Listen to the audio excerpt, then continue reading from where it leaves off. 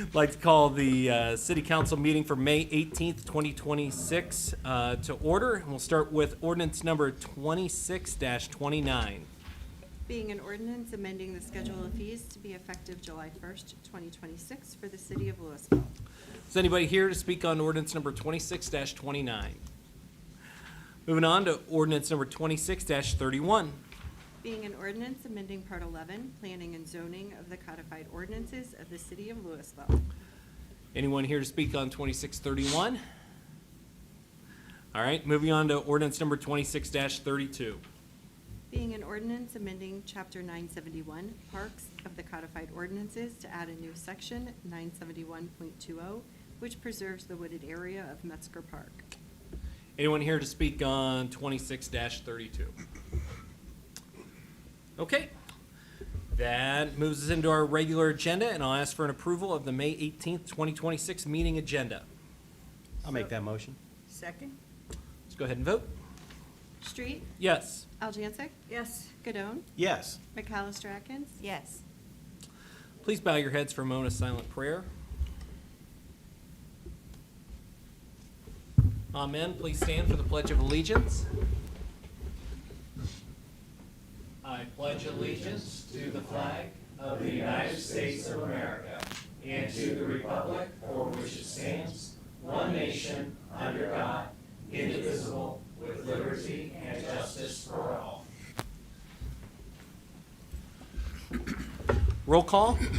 Street, Here. Aljansic, Here. Gadone, Here. Johnston, McAllister Atkins, Here. Please let the record reflect Councilmember Johnston is excused from tonight's meeting.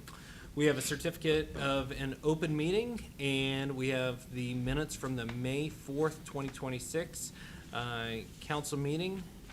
Any corrections? Okay, I ask that they approved as presented. And then we'll move on to the Mayor's Court report of receipts and disbursements for the month ending April 30th, 2026. Ask that those are approved as presented, and we'll move to the financial report. Thank you, Mayor. I've got a couple things I want to go over in the packet today and then one additional item. First of all, income taxes are up 1.3% from what they were this time last year, and obviously April's a kind of a pivotal month for that, so it's a good number. Naturally, I'd probably like to see it higher than 1.3%, but I would like to point out that if you're just looking at withholdings and individual accounts, we're up 7% on those two combined. There's a sharp decrease in the net profit, which kind of offset us the other way. That is the smallest portion that we generally collect. Next thing, the general fund balance, where it was just about the same as the prior year last month, it is lagging this month. There's a specific reason for that. Last year, we got our first half real estate tax settlement from the county in April. This year, we didn't get it till May. So that should sort of balance itself out once May finishes up. What else we got here? The budgetary target for April is 33% of appropriations. The general fund is at 45% total, but only 30% if you exclude the transfers out to other funds. All funds together are at 35%, and that is 26% without transfers to other funds, so we're doing well there. The Star Ohio interest rate was 3.8%. And then the last thing I want to go over, I want to kind of start this conversation about the Regional Income Tax Agency, otherwise known as RITA. We're in the early stages of planning to transition to having the Regional Income Tax Agency assist us with our income tax administration. It's been talked about before. I know before I got here, we feel that now is a good time to start that process. I'll be following up with each of you via email in the near future with more details and to discuss any feedback or questions you might have ahead of time in these early stages. It does require legislation from council, and we plan to bring the ordinance to you for the first reading on June 15th, which will be the second June meeting. What are some of the advantages or benefits of switching to that tax collection system? For one thing, it'll be pretty much cost neutral to the city. The real impetus for this is that our income tax administrator is going to be retiring here down the road, and we want this transition to coincide with that. So it should be cost neutral to the city. It will also allow residents sort of additional resources without having to leave their house. They'll be able to file online, things like that if they want to. We will still have our tax agent, Teresa, will still be with us. They can absolutely still come to the city just as they always have if they desire to do so, but they're going to be helping us on the back end with the administration side. So like in the past, like you can do federal and state online, when you go to a tax preparer, they can submit the cities online with this new Yep. system? They don't give you a separate envelope and say you have No. to take this in? No, they absolutely can, if that's Can what if you you want to want do. But no, Rita is a really good system. The people there are really knowledgeable. It's an RCOG, it's a Regional Council of Governments, so everyone there is just trying to do their best to make sure everything's being administered properly. And I've worked with them before. I was part of the transition at Rittman to Rita as well. And that was a really, really smooth, really good transition, and we got a lot of good feedback from the community once it had happened, and they'd used it a couple times. Got a lot of really positive feedback. So. Good stuff, man. Any other Yep. questions for Matt? Okay, All right. thank you very much. We'll move on to ordinance number 26-29. Being an ordinance amending the schedule of fees to be effective July 1st, 2026 for the city of Louisville. I'd make the motion that we bring amended ordinance number 26-29 to the table for discussion. Second? All right, Mayor, this is the addition to our rates and fees schedule to account for a variety of different vehicle fires that we can charge for now. After passage, assuming it passes, we would ask for an amendment to it to include the last class, or the truck 7-8 class that was inadvertently left off at the last council meeting, and then do another first reading. Mayor, if I could, I'm So- sorry. No, we don't pass it, we need to amend it, I'm not vote sorry, on the second. I'm sorry, amend it. So what I brought After- to the table, did I bring the amended ordinance to the table for discussion? Or are we, You make So- a motion to amend, I need to and make then the you motion. bring the to amend. amended, yeah. Okay. Okay. So I would make that motion to amend ordinance number 26-29 to include Truck class 7-8. truck class 7 and 8. And the date as well, if I could, to August, because of the amendment, we have to do another second reading. So if we can move that date to, Change the effective date to August. Change effective date to August what? First, First. 2026. All right, Second? Is that what it is? Yeah, sounds good to me. all right, let's go ahead and vote on that amendment. Street, Yes. Aljancic, Yes. Gadone, Yes. McAllister Atkins, Yes. Now, if I remember correctly from last time, now we go back to our first reading of the amended ordinance, correct? So Yes. let's go ahead and read that. being an ordinance amending the schedule of fees to be effective August 1st, 2026 for the city of Louisville. This is confusing. I would make the motion that we bring amended ordinance number 26-29 to the table for its first reading. Second? Okay. You did it. Yeah. Thanks, Scott. That's why they made me vice mayor. Okay, any further discussion on that? I don't have any. Okay, let's go ahead and vote. Street, Yes. Aljancic. Yes. Gadone, Yes. McAllister Atkins. Yes. Okay. And we weren't looking for that to be done by emergency. We'll vote, we'll do second reading next. If you prefer it that way, yes. Okay, That doesn't hurt anything. No, that's fine with me. okay. All right.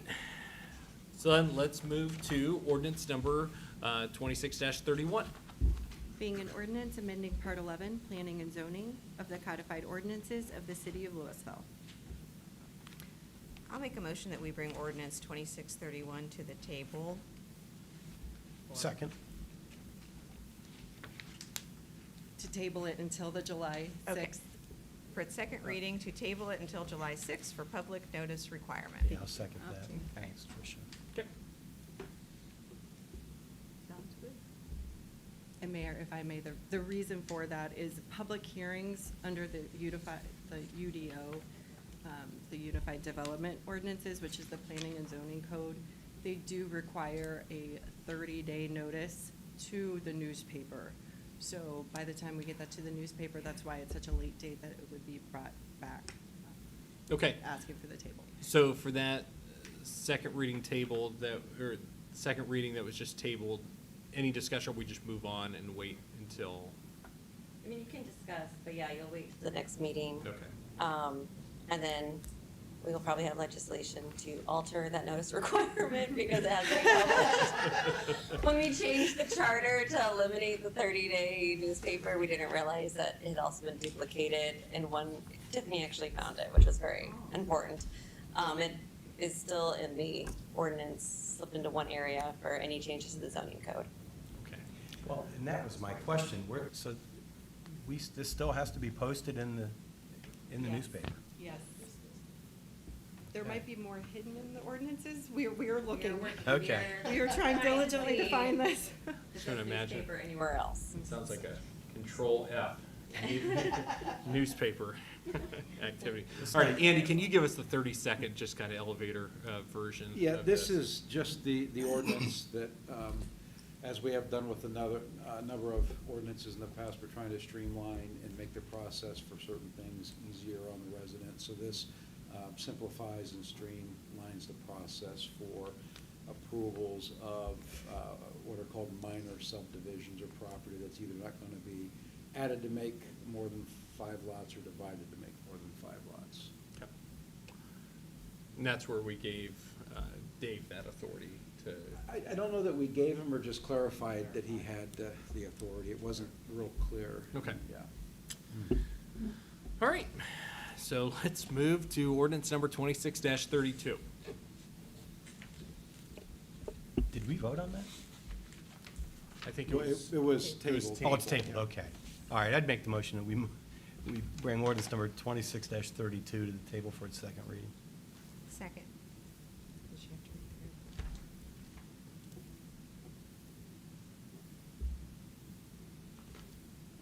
Do you have to read that, Tiffany, or are we okay? I can, being an ordinance amending chapter 971 Parks of the Codified Ordinances to add a new section, 971.20, which preserves the wooded area of Metzger Park. Yeah. I'll make the motion again if you, this is a very messy night. I was gonna say, Ordinance number this is- 26-32 to the This- table for its second reading. Second.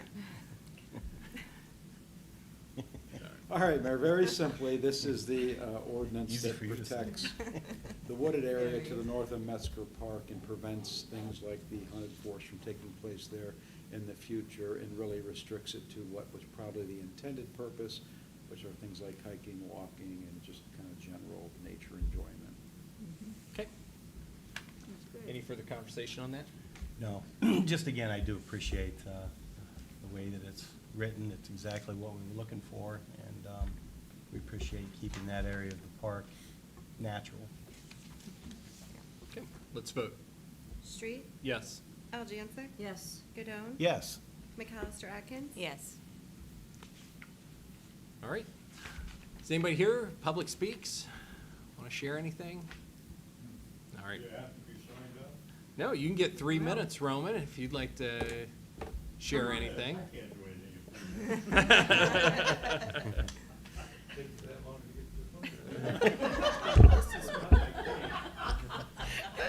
I would just like to speak to City Council quickly on the new City Hall. Sure. And prior to starting, I am totally and completely in favor of a new City Hall. So I don't want you to misunderstand. What I am concerned about is, I'm concerned that the architects came up with the amount of money it would cost to remodel the existing City Hall and presented to City Council a new building that was the same cost. So it seemed like a no-brainer. Why would we remodel something when we can have something brand new? My concern with the brand new is it is considerably smaller. And I question whether or not the architect drew the plans to match the money, rather than necessarily what the city needs or is going to need. I feel we have an opportunity here to get this new building, to do something that will be beneficial to the community for a long period of time, not if we make it too small. I would abhor the city council to take a long, hard look at the size of this building. Hopefully, we're a growing community. We may need more room. Let's not put something together and shoehorn it into our budget when it's not the proper size. Thank you. Thank you. Thanks, Roman. Very good. Yeah, good points.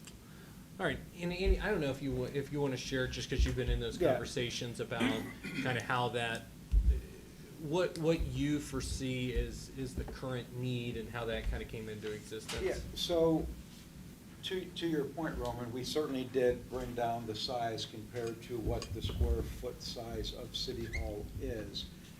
However, by virtue of not needing to dedicate space to make the existing City Hall handicap accessible, by virtue of modern storage systems versus what we have in the basement of City Hall, and a number of other things, we look at the scaled down version in terms of square feet compared to what we have now, and it actually provides us with room to grow. In a perfect world, would we maybe do it different? Absolutely. I think we would. If money wasn't an object, I'm sure we'd do a lot of things differently, but unfortunately it is, and we do have a budget to work with. But from a space perspective, we gave a great deal of consideration to how much square foot we had, the number of offices we had, the room we would have to grow, and we're confident that that particular space that was designed for us will take us well into the future. I can only answer that by saying I hope you're right. Well, you're more than welcome if you'd like to stop in someday. I'll go over the plans with you. That's fine. I'll be happy to. I've looked at square footage before. Yeah, no, from a square foot perspective, it is, it's just the way that it's being used is far more efficient than what we have in the existing building. Yep. All right. Let's stay with Andy and city manager report. Sure, Mayor, just a couple of things. As I think probably all of you know, the second Friday was an incredible success. I know those of us that were down there think that was probably the busiest one in terms of the amount of people that attended. Relatively problem-free. It was a great event. The weather cooperated. Everybody seemed to be happy. So we're obviously happy with that. A reminder, the Memorial Day ceremony will be in front of City Hall at 10 a.m. a week from today. And we'll continue to advertise that. I do have some news that maybe I'll share with you after the meeting. A reminder to city council and department heads about logging in to complete the 360 evaluation. I actually had to do one myself, and I was kind of confused by some of the questions too. It was confusing. But please take the time to do that if you would. And then kind of the hot topic right now, Omnifiber is nearly done with their completion work. In the past couple of days or so, they've really kind of kicked it into gear. We've seen a lot more progress than we've seen in the previous months. And of course, the goal will be that by the time we are completely done, which should be sometime this week, at least the yard restoration will be done throughout the city. There are some other areas involving storm drains and concrete and asphalt that that aren't as time sensitive related to the growing season, but we are pushing that forward. I believe that's all I have. Okay. Good stuff. Questions for Andy? For me, Mayor.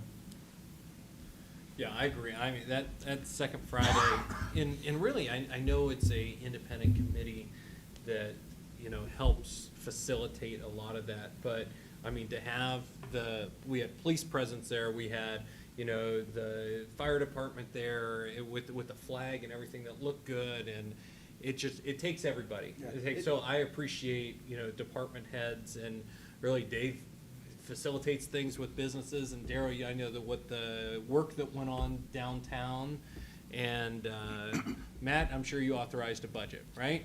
Absolutely. You authorized a budget that paid for something. I'm sure I did. So I just want to say I appreciate it. I know it's above and beyond what is typically just required for government work. And I've heard a lot of positive comments about the way downtown looks, and I just appreciate people going above and beyond to make that happen. Well, you are accurate. Most of the people around this table do take an active part in it and have a lot to do with it. But I think we're all, again, very happy with the outcome. Okay. All right, Chief? Thank you, Mayor. I have nothing to report tonight, but we'll answer any questions that anybody would have. Okay. To me, Chief. All right, Dave? Mayor, Council, I just wanted to give you an update. As you know, Orchard Park, our housing development up off of Broadway and 62. So K.O. Vanian was the builder in that development. They have pulled out of that development. We have a new developer coming in, D.R. Horton. They're a national home builder. We had a preliminary plat brought to the Planning Commission last week, which they approved. So they changed the preliminary plat. Basically, the single family, they're going to increase the single family homes. They currently, I think they're going to build 15 additional townhomes, three townhomes, and then an additional 77 single family homes to finish up that development. So final plats will be coming probably next month. Some of them, I think, are going to do it in 3 different phases. So over the next few months, you'll be getting final plat approvals for those for Orchard Park. That's great. More housing. Yeah. So those townhouses are triplex? Yes. Okay. 3. The other thing I'd like to bring to your attention, we had Todd Hawk. He is leading a county-wide effort on housing. And I think Steve had mentioned him, Steve McKenzie, when he was here. He works for Steve in Strengthening Stark. He presented at the Planning Commission and our Board of Appeals and Review Committee on last Tuesday. I would hope maybe we could bring him forward, I don't know how council feels, for a presentation to get up to speed, especially since we're dealing with some of these issues with regards to density and smaller lots, that sort of thing. Sure. If you'd like, I could talk to him about coming to a council meeting and present it. It's about a 10 or 15-minute presentation he does. Sure. Yeah. More education out of it, yeah. Yep. That's it. All right, thank you. Daryl? Thank you, Mayor. I don't have anything for tonight, but try to answer any questions. A couple questions have rolled in with road paving, and do you care to share just a little bit about the schedule, and then, again, how we go through and select which roads are done? Sure. So this year, we kind of took a little bit different approach. With the budget that we had, we kind of looked at some roads to just do more of focus on making sure that the base is correct for those roads, making sure that we're not just putting a Band-Aid over top of what's already there. The subgrade wasn't as good, we just didn't want to pave over top of that, so we kind of looked at that as we wanted to focus on those roads and put those out there.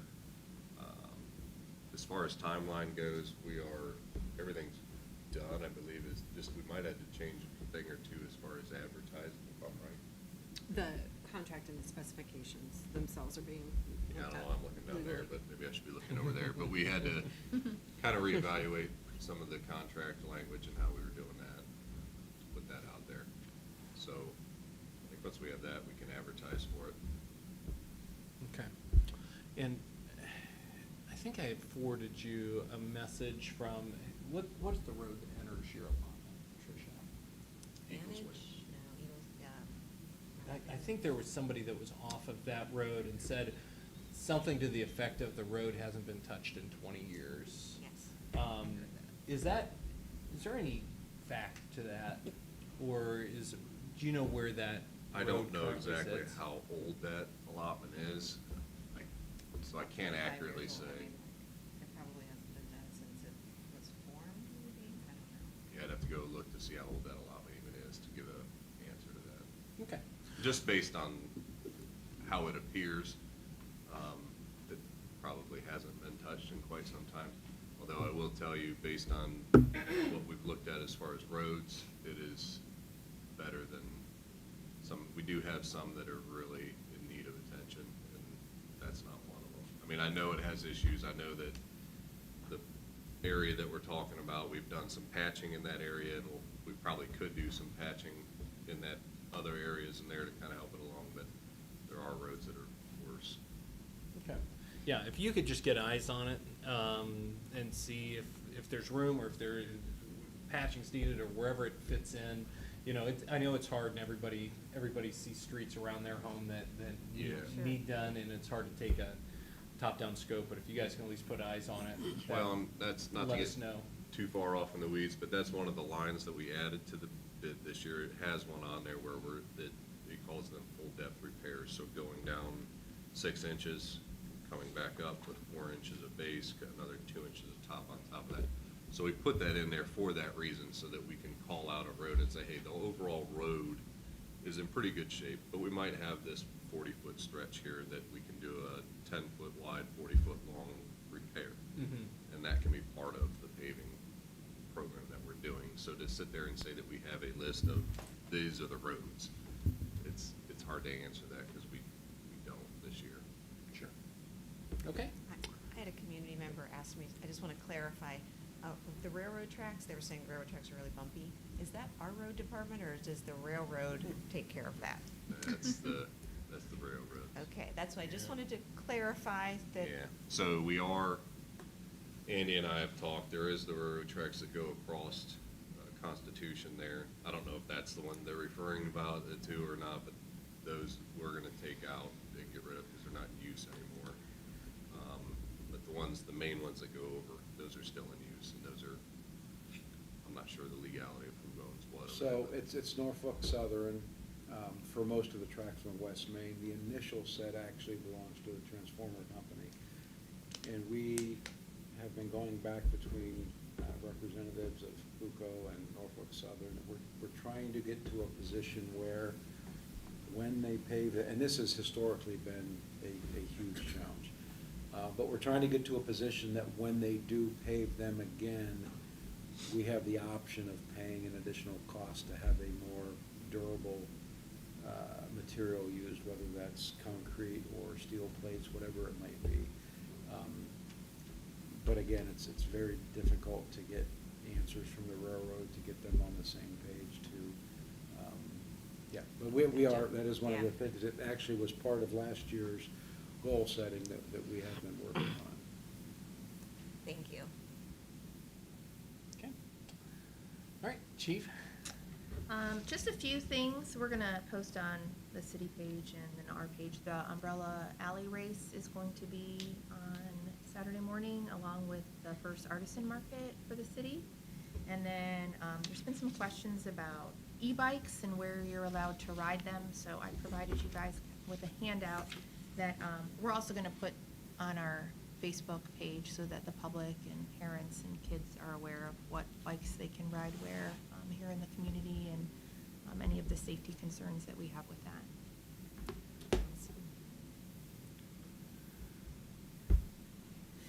That's good stuff. I know they can be dangerous, and that there are a lot of people that have approached me about